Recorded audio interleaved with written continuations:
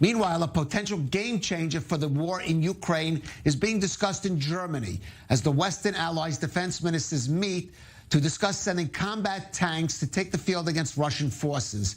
Ukraine insisted it is a necessary step, but the U.S. and Germany seem hesitant to take it.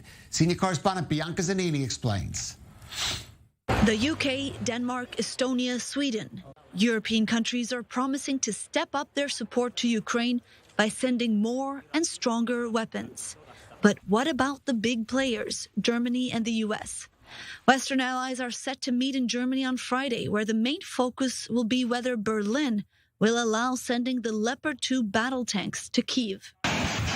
Ukraine is worried Russian forces will use the winter to launch a major attack. The Leopard battle tanks are held by several NATO countries, but transferring them to Ukraine requires Germany's approval. On Thursday, Ukrainian President Volodymyr Zelensky reiterated last-minute pressure on Western allies to provide heavier weapons and tanks to fight Russia. Do not hesitate. There is no need to compare.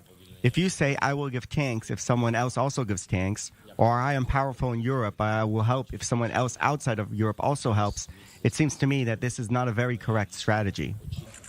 German Defense Minister Boris Pistorius met his U.S. counterpart, Secretary of Defense Lloyd Austin, for talks in Berlin ahead of Friday's meeting. Reports suggest that Germany will only give the green light if the U.S. agrees to supply American Abrams tanks. The U.S. is expected to join its Western allies and announce a major weapons package, including longer-range systems, but to stop short of supplying the tanks.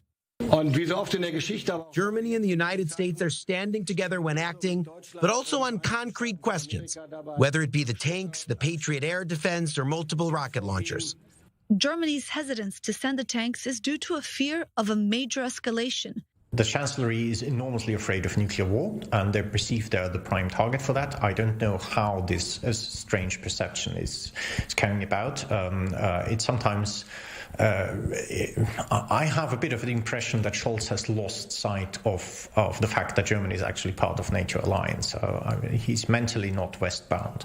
But the Kremlin has once again warned against a, quote, extremely dangerous escalation if the West sends longer-range weapons to Kyiv. The tanks are seen to be crucial for a Ukrainian offensive operation with the potential to reach Crimea, the peninsula which Russia annexed from Ukraine in 2014 and has since used as a base for launching strikes into Ukraine.